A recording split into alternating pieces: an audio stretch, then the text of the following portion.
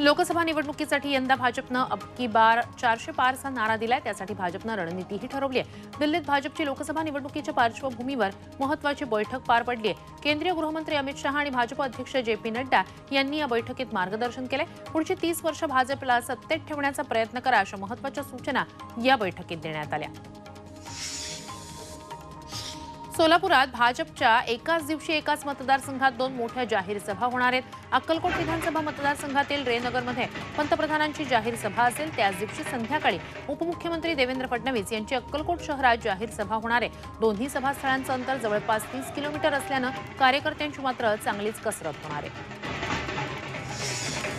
पंतप्रधान नरेंद्र मोदींच्या दक्षिण दौऱ्याचा आजचा दुसरा दिवस आहे। आज मोदींनी केरळमधल्या गुरुवायूर मंदिरात दर्शन घेतलंय।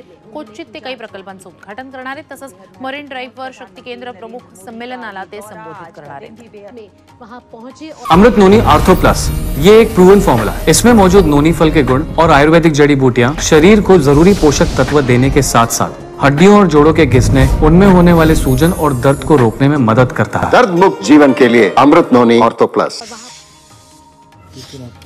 20 जानेवारीच्या आज 54 लाख लोकांना कुणबी प्रमाणपत्र द्या अशी मागणी मनोज जरांगेंनी सरकारतर्फे भेटीला आलेल्या बच्चू कडूंकडे केली आहे। तसंच सरकारनं आणलेल्या मसुद्यावर आपले अभ्यासक आणि तज्ज्ञ चर्चा करतील असंही जरांगेंनी सांगितलं। तर सगळे सोयरे शब्द टाकला म्हणून आंदोलन मागे घेण्याइतके आपण बधीर नाही असंही त्यांनी सरकारला सुनावलं।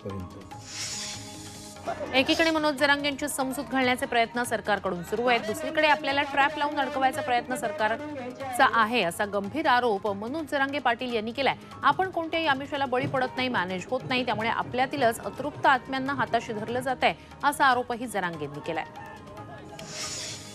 कुणबी नोंदी शोधण्यासाठी तसंच दाखले देण्यासाठी गावागावात दवंडी पिटवून सूचना दिली जाईल असं बच्चू कडूंनी म्हटलंय। त्यानुसार काही गावात दवंडी पिटण्याचं काम सुरू झालंय।